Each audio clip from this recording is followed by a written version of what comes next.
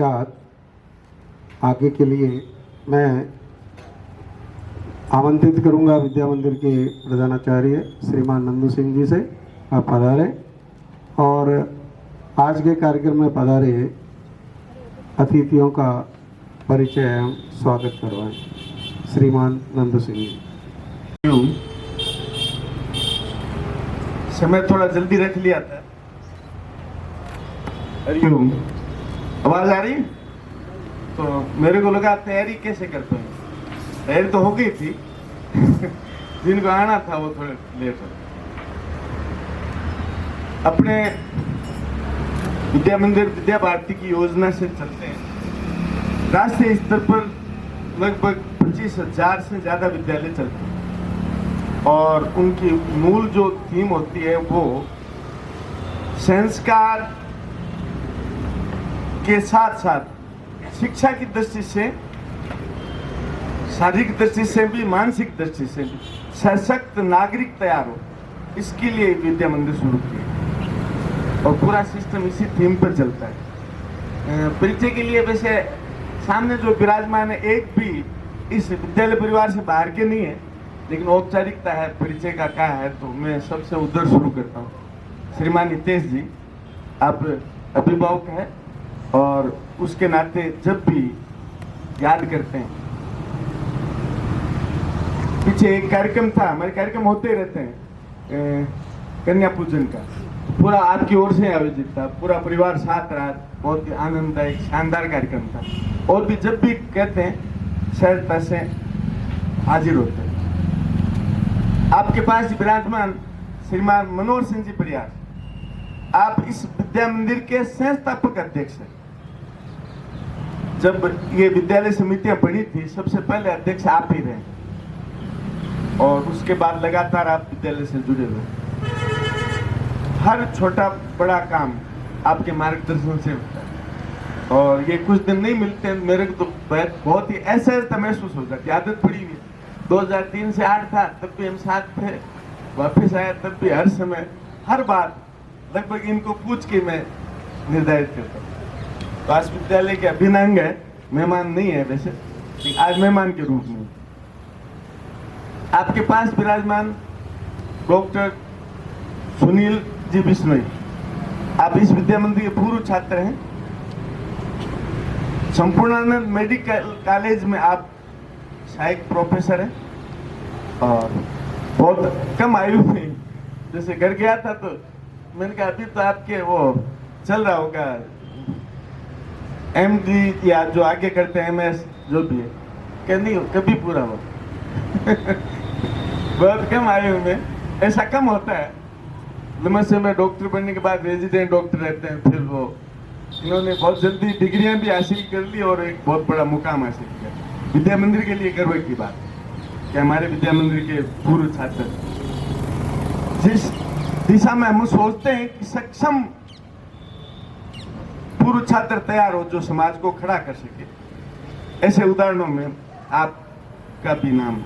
इस विद्या मंदिर से लगभग 50 डॉक्टर निकले, विभिन्न क्षेत्रों में अच्छे से काम कर रहे हैं।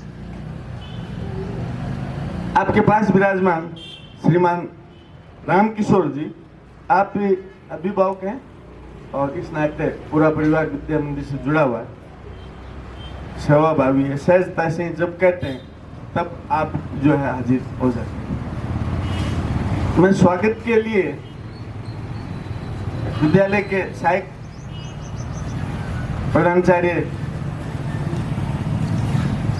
जयनारायण जी से निवेदन करूंगा कि आप जो है हमारे मुख्य अतिथि जी का साफा पहना कर स्वागत।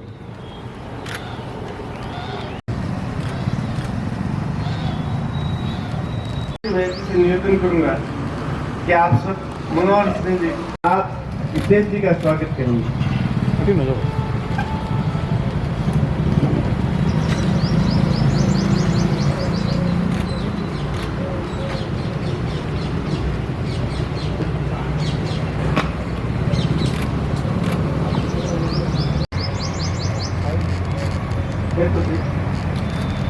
प्रकाश जी भगत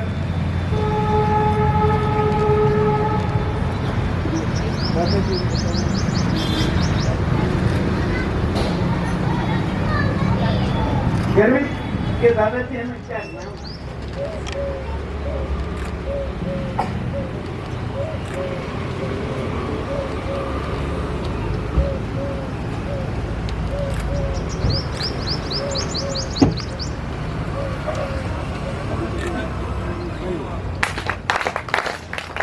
वैसे पालन करते हैं। एमए बीएड है, एजुकेशन कम नहीं है किसी भी सूरत में। हमारा हरा आचार्य एजुकेशन में हावी है और बच्चों का लालन पालन बिल्कुल अपने बच्चे की तरह। एजुकेशन में भी कमी नहीं और व्यवहार में तो शानदार रहता है मामला। आपके बाद मैं निवेदन करूंगा कल्पना जी से।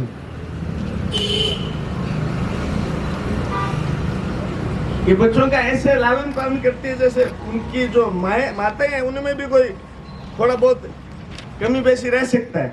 और ये सब जैसे एमए आरसीए का कोर्स किया हुआ है, इसके अलावा जूडो में गोल्ड मेडल। तो ये एजुकेशन की दृष्टि से, मेहनत की दृष्टि से क्या कोर्स भी इनका किया हुआ है। एमए डीएलएड और एनडीटी का भी कोर्स किया हुआ है।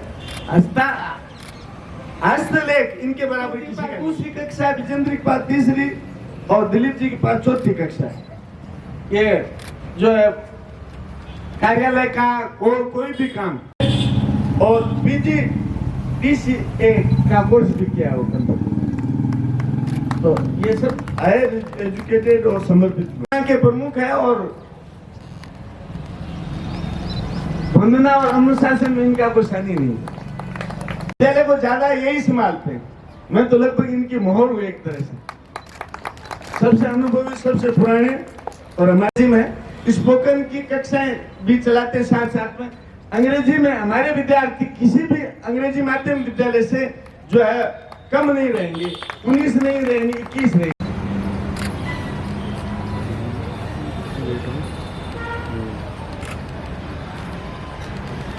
हमारे यहाँ विभिन्न कार्यक्रम जो होते हैं उसमें एक कार्यक्रम की मैं चर्चा करूंगा। सरकारी स्कूलों में भी चलता है और आपने नाम भी सुना होगा, लेकिन मात्र औपचारिकता के लिए चलता है। यहाँ वास्तव में होता है। जैसे नो बैग डे आपने सुना होगा, शनिवार को ये कार्यक्रम होता है। तो हमारे यहाँ नो बैग डे में क्या क्या हुआ है वो आपकी जानकारी में थोड़ा रहे तो बढ़िया रहेगा। सरस डेयरी ले गए, उसकी पूरी प्रक्रिया बच्चों को दिखाई, समझे कैसे ये सब बनता है, पूरा सिस्टम उनको। साइंस पार्क ले गए, उसमें जो साइंस के प्रोजेक्ट है वो सब बताए बच्चों को। सीखने की दृष्टि से बहुत कुछ बच्चों को लाभ मिला। आकाशवाणी की पूरी प्रक्रिया हमारे बच्चों को समझाएगी ले जाकर। एक एक चीज वहां के जो निदेशक है, वहां के जो कर्मचारी है, उन्होंने सबने सहयोग करते हुए अच्छे से सिखाया। सुमेर संग्रहालय ले गए, हमारे जो पुराने वस्तुएं वहां संग्रहित है, जो इतिहास की कुछ चीजें हैं वो सब उनको बच्चों को बताई सिखाई। सिलाई का प्रशिक्षण हुआ। पाक कला के लिए भी 2 बार इनके वर्ग लगे। यहाँ आर्ट एंड क्राफ्ट के वर्ग लगे, बाहर से प्रशिक्षित आया और दिन भर बहुत सी वस्तुएं बनवाई। कार सेवा भी सामने ले जाके सेवा कार्य, कि वो सबसे अहम कार्य काम करते हैं। हमें हमारे लोगों को शर्म आती है और ये सबसे बड़ी कमजोरी है हमारी। इसलिए हमारे बच्चे काम करने में कोई पीछे नहीं रहे। कोई भी काम, झाड़ू तक निकलवाना, उसमें हम संकोच नहीं करते। बाहर तो और बच्चों से झाड़ू निकलवा रहे, हमारे ये आम बात है। क्यों? बच्चे को काम करने की आदत होगी, सेवा करने की आदत होगी, वो तब समाज को खड़ा कर सकेगा। किसी काम को छोटा समझेगा तो वो आगे जाके वो ठीक से न खुद रह पाएगा न दूसरों को रहने देगा। स्वदेशी विदेशी वस्तुओं का जो है प्रदर्शनी लगी, उनके बारे में समझाया गया, उनके बारे में प्रशिक्षण दिया गया। गौ संवर्धन केंद्र ले गए मोकलावास में जो है, तो गायों से संबंधित जो चीजें कैसे बनती हैं, उनके प्रोडक्ट क्या होते हैं, गौ सेवा का क्या मतलब है, वो सब बहुत ही विस्तृत तरीके से बताया गया। विज्ञान प्रयोग कराए गए, गतिविधियां विज्ञान से संबंधित कराएगी।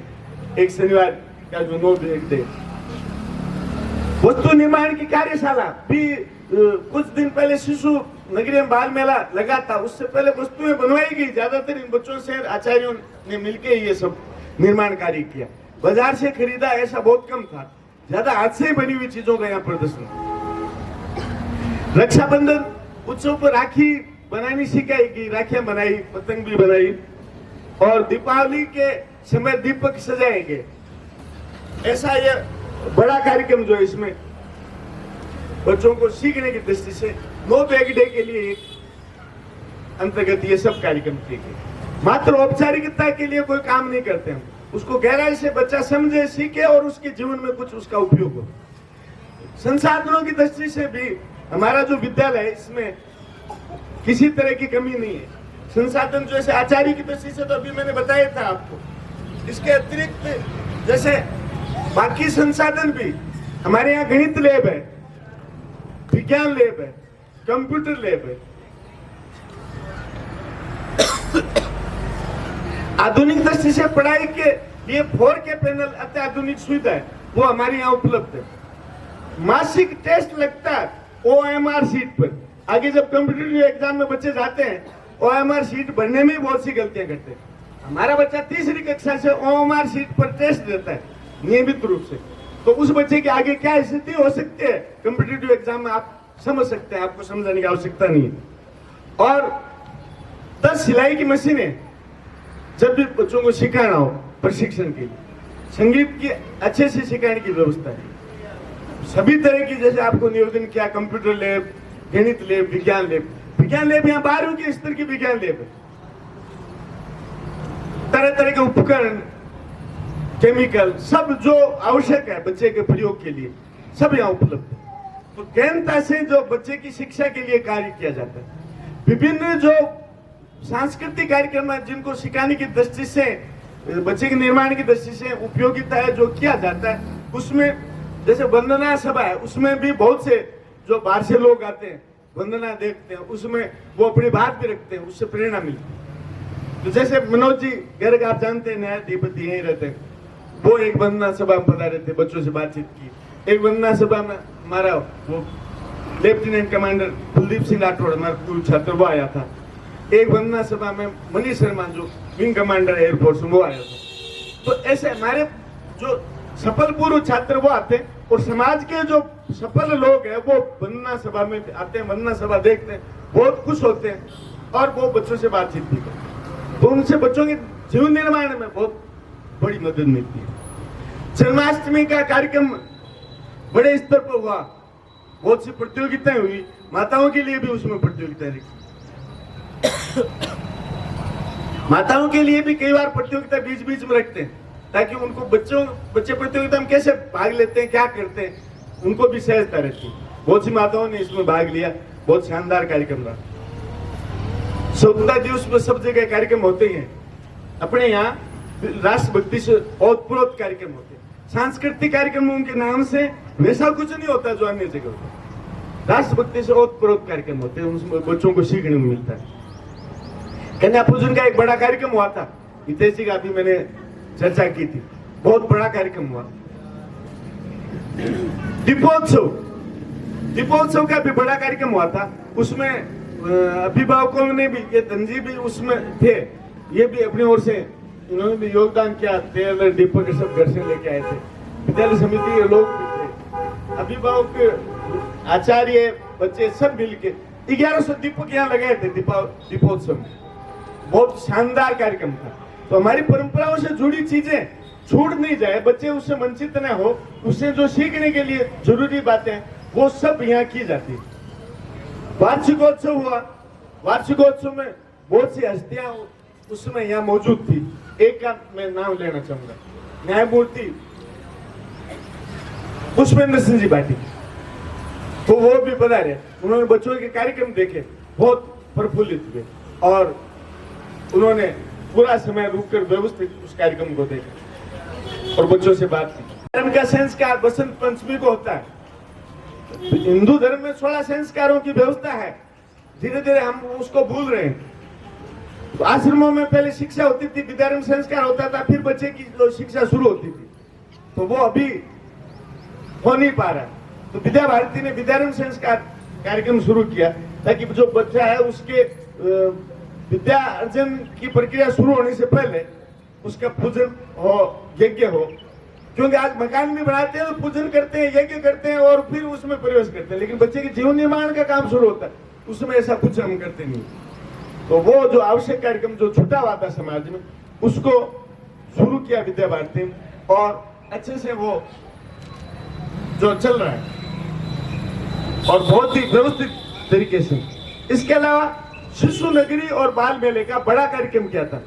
2500 लोग जो है समाज के आए थे और हमारे सभी जो भैया जी दीदी और बच्चे जो है उन्होंने उस कार्यक्रम में बढ़ चढ़ के भाग लिया और बहुत ही शानदार कार्यक्रम था। सभी तैयारियां लगभग विद्यार्थियों ने की और बहुत अच्छे से की। बहुत ही शानदार कार्यक्रम था। इस तरह कार्यक्रमों के माध्यम से भी, संसाधनों के माध्यम से भी, और हमारे जो संसाधन है, ये पूर्व छात्र खूब सारा यहाँ लगा हुआ है। 3 RAS है, 1 RPS है, IPS है, वैज्ञानिक है। बड़ी बड़ी पोस्टों पर जो हमारे विद्यार्थी है वो भी समय समय पर यहाँ आते रहते हैं, बच्चों से बातचीत करते हैं, ताकि हमारे बच्चे जीवन की सही दिशा में आगे बढ़े। आप अभिभावकों को भी बहुत बहुत धन्यवाद, आप हमारा सहयोग करते हैं, क्योंकि आज अंग्रेजी माध्यम के नाम से जहां बोर्ड लगा देते हैं वहां लाइन लग जाती है। बच्चा क्या सीख रहा है इससे कोई मतलब नहीं। इस विपरीत वातावरण में आप इस विद्यालय से जुड़े हुए हैं, आप अपने विद्यार्थियों को यहाँ भेजते हैं, इसके लिए आप सब भी धन्यवाद और साधुवाद की पात्र हैं। अभी स्वागत, परिचय और विद्या मंदिर का व्रत विद्या मंदिर के प्रधानाचार्यों ने रखा। काफी कार्यक्रम छूट भी गए होंगे, इतने सारे कार्यक्रम होते हैं कि सारे एक साथ बताना भी मुश्किल होता है। व्रत निवेदन के पश्चात इस वर्ष का वार्षिक परीक्षा परिणाम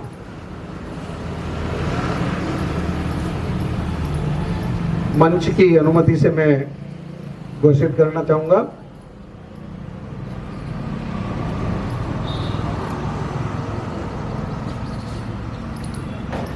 अरुण, उदय और प्रभात, ये जो 3 प्रारंभिक क्लासें हैं, हमारी पद्धति में उनको हम शिशु वाटिका कहते हैं। वहां पर परीक्षा पद्धति की अनुमति नहीं है, केवल मूल्यांकन करना और उनको कक्षोन्नत करना। उनकी जो मूल्यांकन की फाइलें हैं, पुरस्कार है, वो सब कक्षा से कक्षा में यहाँ के उत्कृष्ट के पश्चात मिलेगा। इसलिए उसमें कोई प्रथम, द्वितीय, तृतीय नहीं होता है और सभी समान रूप से अगली कक्षा में कक्षोन्नत होते हैं। कक्षा प्रथमा में 12 प्रथम वैशिष्ट्य यानी कि 75% से अधिक अंक वाले प्रथम वैशिष्ट्य होंगे, 60% से ऊपर वाले प्रथम और 48 से 60 के बीच में द्वितीय और इस प्रकार शेष जो रहते हैं वो उत्तीर्ण होंगे। तो कक्षा प्रथमा में 12 प्रथम वैशिष्ट्य और 3 प्रथम और शेष कोई नहीं है। इस तरह से 100% परीक्षा परिणाम। करतल ध्वनि बालकों के उत्साहवर्धन के लिए सभी जितने भी कक्षा में भैया बहन थे वो सभी प्रथम वैशिष्ट्य से उत्तीर्ण हुए। इनके लिए भी करतल ध्वनि। तृतीय कक्षा में 9 प्रथम वैशिष्ट्य, 3 प्रथम, 3 द्वितीय और शेष उत्तीर्ण हुए। इस प्रकार परीक्षा परिणाम 100% रहा। कक्षा चतुर्थी 4 प्रथम वैशिष्ट्य, 1 प्रथम, 4 द्वितीय, शेष उत्तीर्ण। इस प्रकार कक्षा चतुर्थी का भी परीक्षा परिणाम 100% रहा। एक साथ करतल ध्वनि। पंचमी बोर्ड की परीक्षा है, अभी प्रारंभ भी नहीं हुई है तो परीक्षा परिणाम अभी थोड़ा समय लगेगा। कक्षा षष्ठी में 12 भैया बहन प्रथम वैशिष्ट्य से उत्तीर्ण है, 2 प्रथम 5 द्वितीय और शेष सभी उत्तीर्ण है। इस प्रकार षष्ठी का भी परीक्षा परिणाम जो है वो 100% रहा। कक्षा सप्तमी 2 प्रथम वैशिष्ट्य, 5 प्रथम, 9 द्वितीय और शेष सभी उत्तीर्ण। इस प्रकार सप्तमी का भी परीक्षा परिणाम 100% रहा। कक्षा अष्टमी बोर्ड की परीक्षाएं हो गई है, परीक्षा परिणाम में समय लगेगा।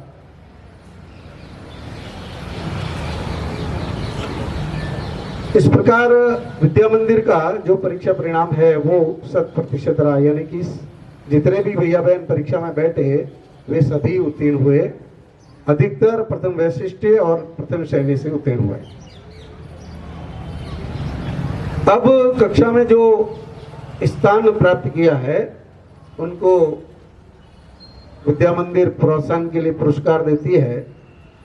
तो मैं इस अवसर पर पधारे आज के कार्यक्रम के मुख्य अतिथि श्रीमान सुनील जी बिश्नोई, आपसे निवेदन करूंगा कि कक्षा में जिन्होंने स्थान प्राप्त किया उनको पुरस्कार देकर उनका उत्साहवर्धन करावें।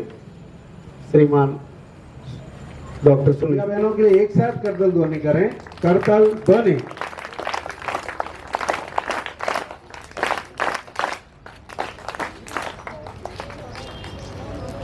तीनों को साथ में एक तीनों एक साथ रुको। अब आओ एक साथ में उधर के पास एक साथ ग्रुप फोटो का। कक्षा द्वितीय 98.62% अंक प्राप्त किए हैं। करतल ध्वनि। और तीसरा स्थान प्राप्त किया है भैया यथार्थ 97%। संतान साक्षी 84.22%। बहन साक्षी भैया कृष्णपाल 83.11%। इस प्रकार तृतीय कक्षा में तीनों भैया बहन वैभव, साक्षी और कृष्णपाल आपके समक्ष हैं। 90.66% अंक प्राप्त किए हैं। और दूसरा स्थान भैया, तीसरा स्थान भैया करण 71.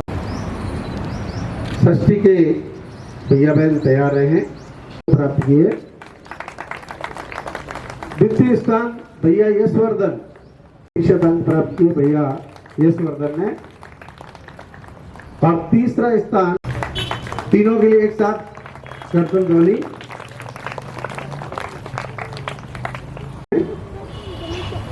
द्वितीय स्थान भैया कृष्णा 76.0, भाई नैन्सी 66.91%।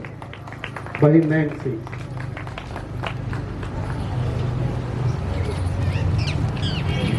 अष्टमी कक्षा का परिणाम देरी से आता है, इसलिए परीक्षा परिणाम में उनको पुरस्कार देना संभव नहीं होता है। पहला स्थान यानी कि ए ग्रेड प्राप्त किया, बहुत बहुत बधाई भैया के। इस प्रकार का पधारे और बालकों को उत्साहित करने के लिए मार्गदर्शन करा।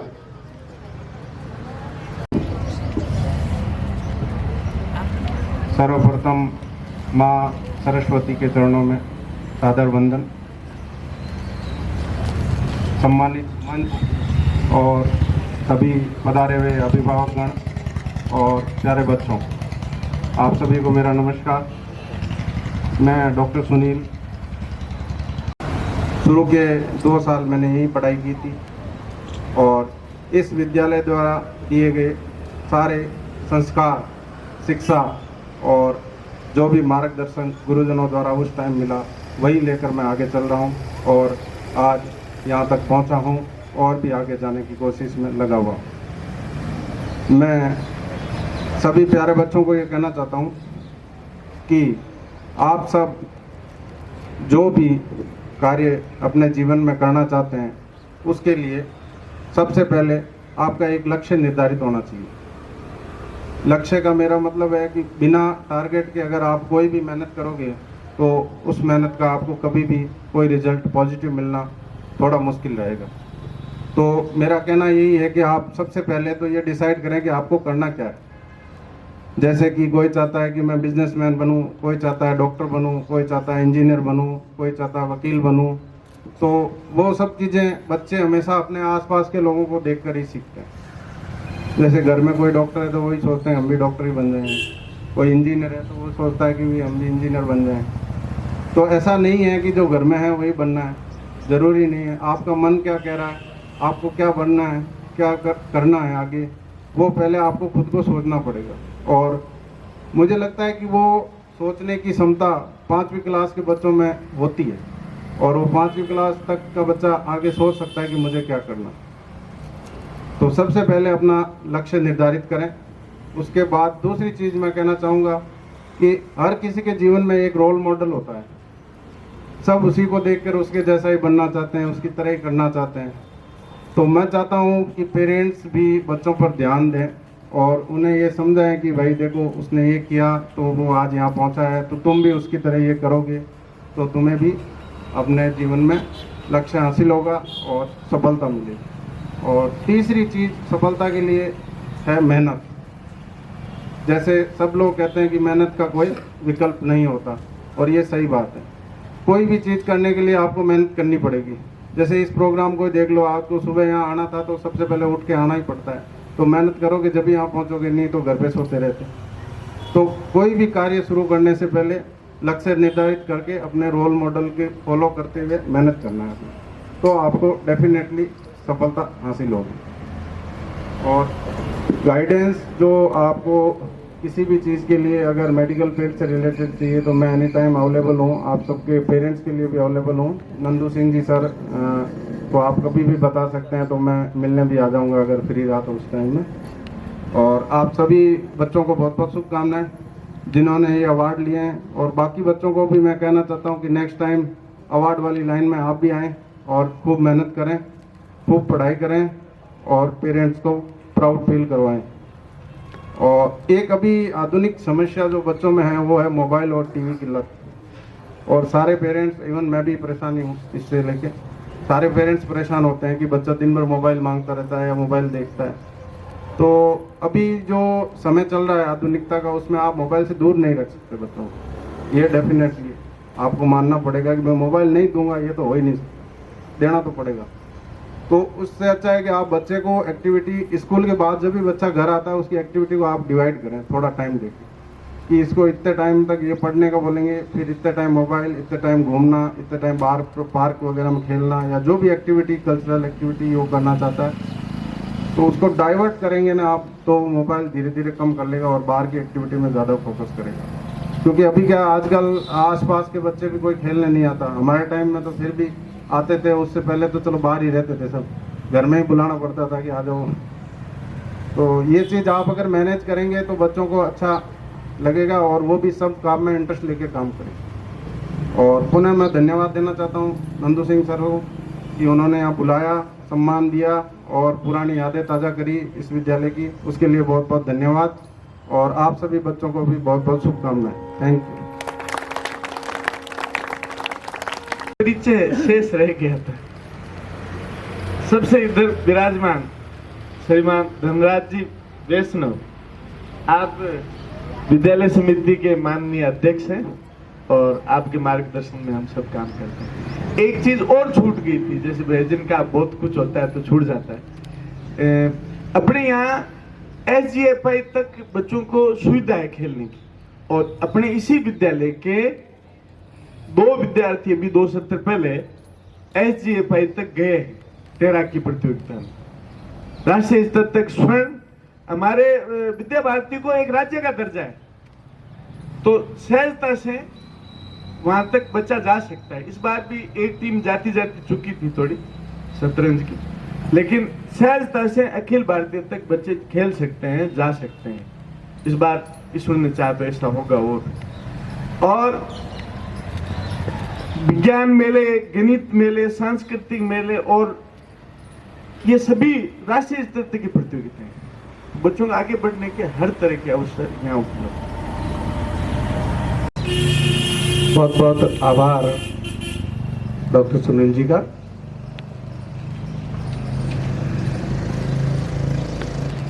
पुरस्कारों की श्रेणी में ही कुछ अन्य गतिविधियां, जिसमें अभी जैसा भाई साहब ने बताया, अनेक गतिविधियां विद्या मंदिर में चलती है, वर्ष भर चलती है। जुलाई से प्रारंभ होकर दिसंबर जनवरी तक लगभग चलती है, उसके बाद परीक्षाएं आ जाती है। इन गतिविधियों में भी भैया बहनों को प्रोत्साहन करने के लिए विद्या मंदिर की तरफ से भी, और आगे जो भैया जाते हैं तो वहां पर भी उनको पुरस्कार दिया जाता है।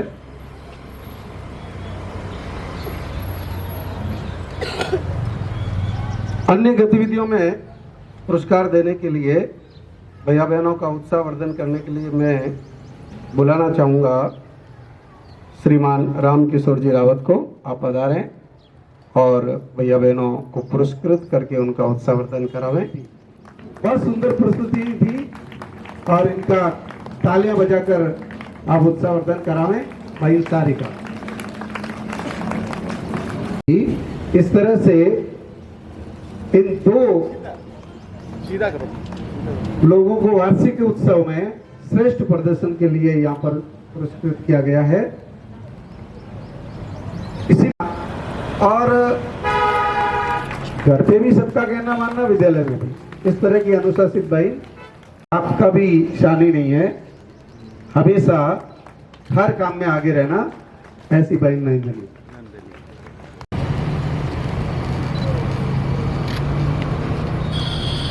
बहन राजपति पूर्व प्राथमिक भाग में श्रेष्ठ विद्यार्थी में अच्छा सहयोग किया। और उदय कक्षा का भैया वासु